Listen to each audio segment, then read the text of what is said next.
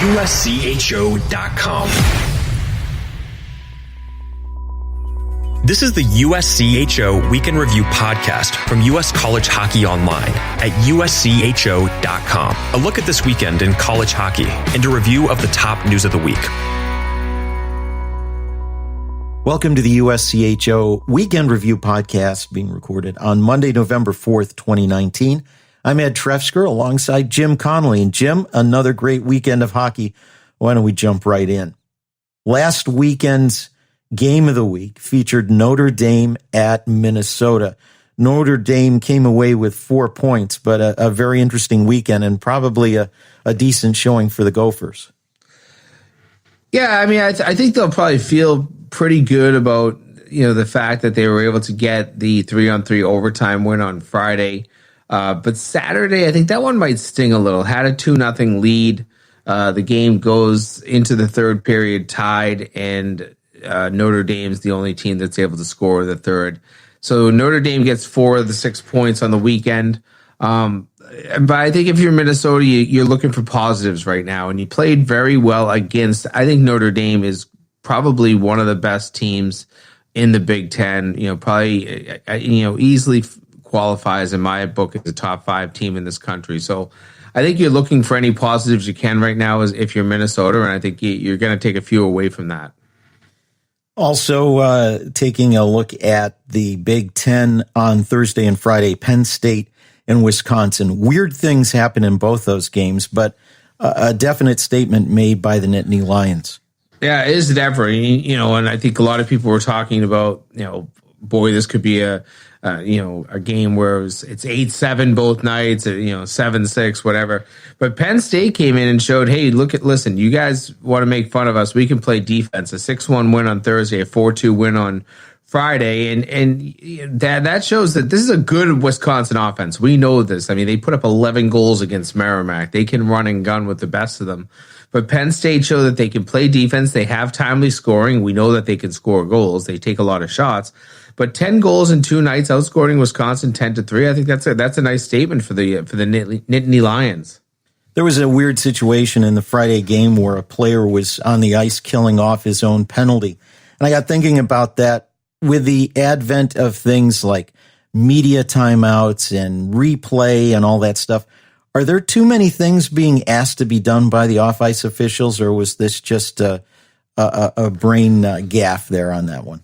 Off-ice officials, on-ice officials. I mean, there's you're asking a lot, but you've got to be able to keep things straight. They do it in every level of the game.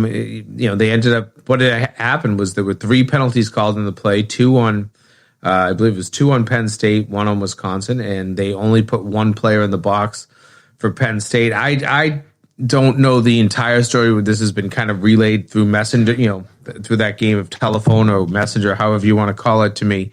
But what ended up happening when the penalty ended? I mean, usually you would stay in the box if it's a 5-on-4 with 3 penalties. Those guys that had the matching penalties end up staying in the box. It sounds like a crazy scenario to me. And then to put that man out and kind of take advantage of things. Listen, Penn State knew what was going on. There's no doubt about that. But it does sound like there's some pretty major screw ups in this one. Well, I don't know if Tony Granato has gotten to see it and changed his opinion. He was a bit dismissive of the 5-minute major that Roman Ashan got on Thursday late in that game. Just after coming out of the penalty box, went flying across the ice. A pretty good hit. Some will say, well, he hit the shoulder first, but the intended direction certainly seemed to be the head, and just a little brief few moments of indiscipline there. Yeah, you almost have to, and I'd have to talk with Steve Piotrowski, about if I'm interpreting the rule right, but I kind of use the NFL's version, where if you're not intending to really make contact with the head, but the head is the first point of contact, then you need to be whistled for contact to the head. It's a major, okay? But if you're intending to make contact, and just because you miss the head first and you hit the shoulder and then you roll up into the head, then I think you should be given a major, and that was the case here. And then the league reviewed it and was, the suspension was issued for Friday's game. So you got to stay disciplined, and these head hits just have to come out of the game. We know this. I could talk about this for days, but why keep going? We know it's a problem. You just have to fix it. Let's turn to Hockey East. Convincing weekend for UMass. They had dropped an early game to Northeastern, but took both ends of a home and home against the Huskies and are now 6-1. Yeah, really impressive in that series. They fell down similar to what we were just talking about in that Minnesota Notre Dame game. They fell behind a couple of goals, came back, scored 5 straight on Friday, ended up winning that one 6-3, and then they go home and their offense stayed alive. And John Leonard on the weekend, 4 goals for UMass. So it was one that was kind of a highlight reel, one that he pulled it off the board, did a lot of dangling, and then shot the puck. And they're rolling. This is a team, people were saying, hey, how good can UMass be? National finalists last year, but you lost Cale Makar, you lost Mario Ferrara, you lost Jacob Pritchard. How good can they be? Well, listen, they're good. They're really good. And we're going to have to keep an eye on them the entire season. If we see them back in the Frozen Four again, nobody should be shaking their head. This is a good hockey team. They're getting goaltenders. They went with both goaltenders this weekend, Philly Lindbergh in one game, Matt Murray in the other, and no problems. They're going to be a very tough team in Hockey East this season. Interesting you mentioned Cale Makar. Greg Carville retweeted a comment from a coach's site over the weekend that talked about how when you're moving from level to level, don't move when you're almost ripe. Move up when you're overripe. And in reference to Cale Makar, he stepped right into the NHL. That year of college experience and all that experience along the way really paid off. And I would have to think that his example and also the experience of going that far is going to pay dividends for that Minutemen team this year. Yeah, there's some difficulty. That's a very good example of guys leaving at the correct time, and that's what Makar did. He waited the extra year left. I see the one thing that frustrates me with early departures is guys that leave after their junior year because they're drafted and the NHL team doesn't want to lose their rights. And they know that they're not ready, and they know that they're going to ride a bus in the East Coast League. And I've seen that just happen to too many places. If you want to go, but finish your senior year of college if you can contribute to your team and make a difference. Most of these kids will. And the thought of, trading that in for, 6 months on a bus in the East Coast League, you've just got to be sensible in terms of, where your ability is. And if you don't have that ability to make the NHL club, and you might not even make the AHL club, just stay in college. Get that senior year behind you. Enjoy it. You're not going to get that many fun days again in your life.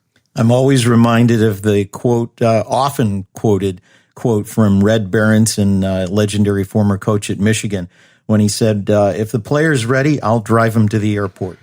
Yeah, that's sensible. And he was a guy that, left after, I believe he played a Frozen Four, and then that was it. He was done. Next day he was bused to Montreal, and that was it. So, you just have to know when you're ready. That's one of the most difficult things as a player. And you have so many people chirping. You have, the NHL teams, their scouts, their GMs. You have your agent really chirping and telling your parents how good you are. And, your parents then thinking maybe you're better. The player thinking they're better because they hear it from their agent.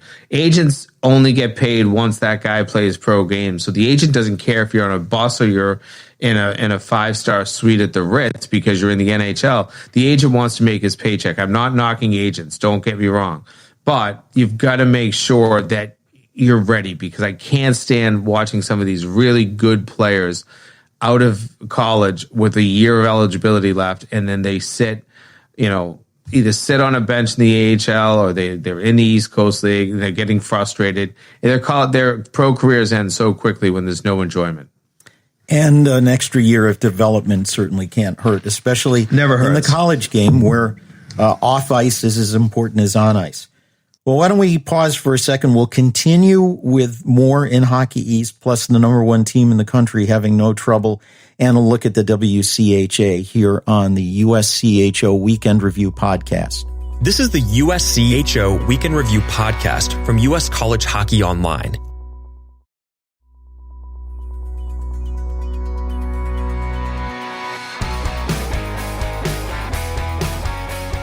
Well, Jim, also in Hockey East, Maine is off to a pretty good start this season. I know it's been a frustrating few years, many years for Black Bear fans, but 3 out of 4 points from Boston University this past weekend.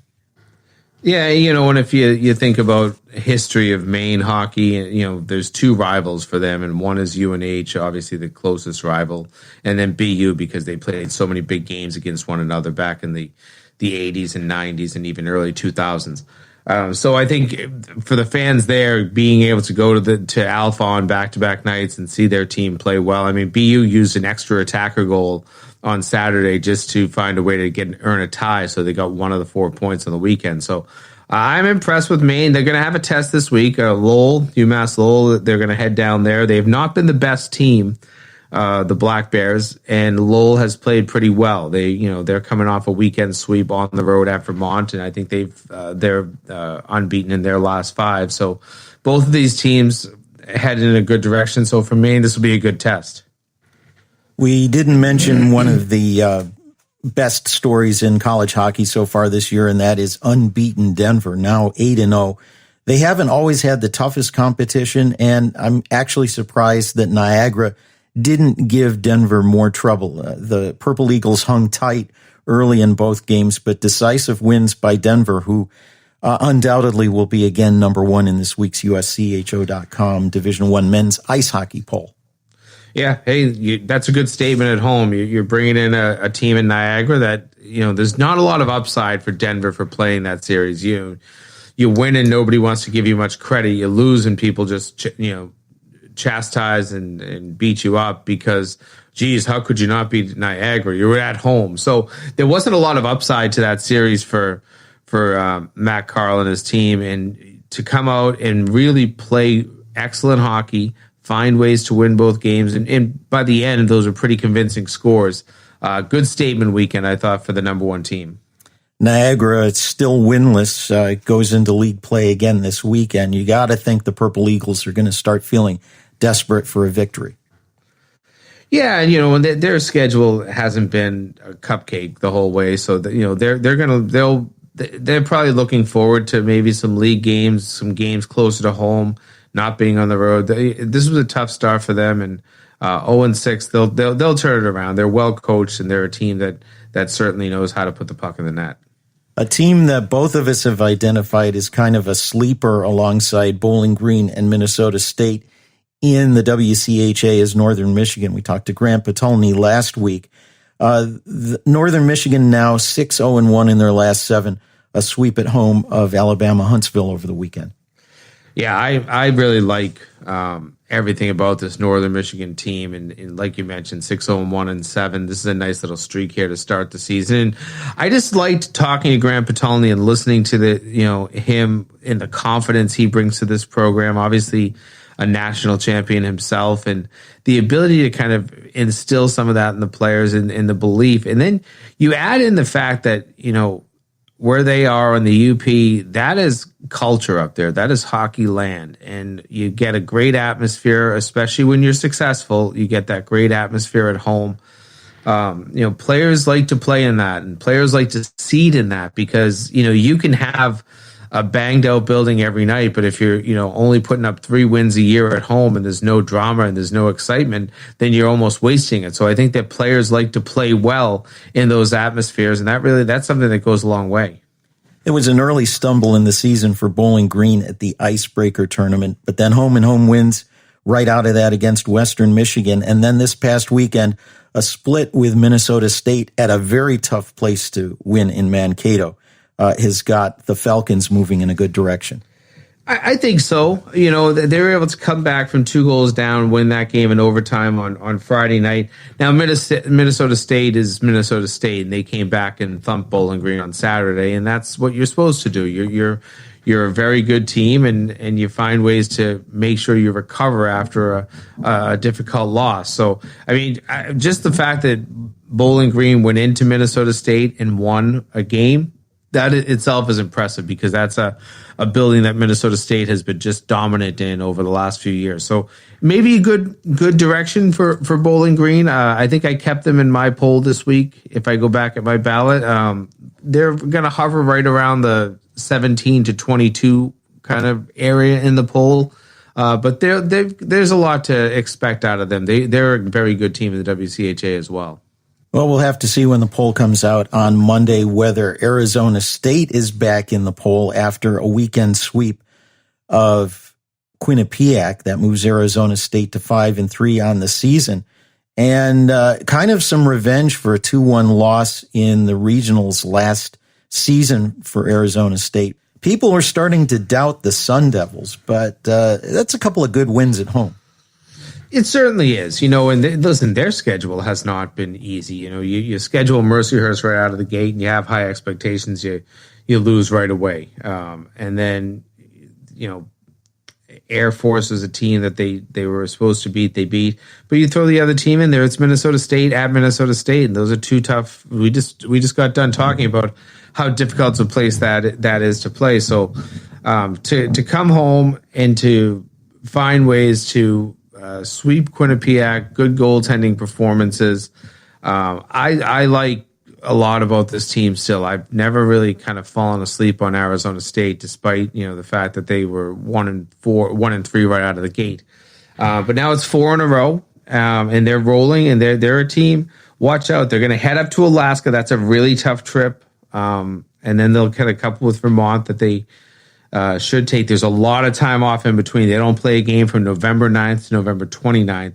But then, unlike most teams, they won't really take the month of December off. So they have a really interesting schedule here. Basically this weekend, then you get the 20 days off, but then you roll with Vermont, Denver, Michigan State, Omaha, Harvard, and it just never ends. This is their big Christmas break that we always talk about is coming up. So they'd like to get 2 wins at Alaska this weekend. A lot of travel to do it, but if they can, get 2 more here, 6 in a row going into that break, that'll feel good.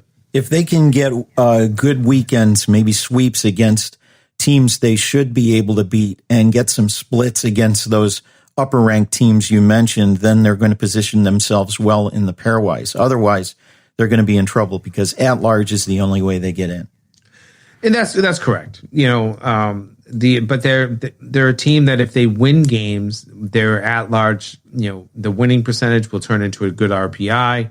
If they've played some good teams along the game, win or lose those games, you're still building up a good strength of schedule. So I kind of make the argument that it's not easy being an independent. You have to find the games, you have to win the games. But if you win your games as an independent, you don't have it can be a little bit of an easier road to the NCAA tournament.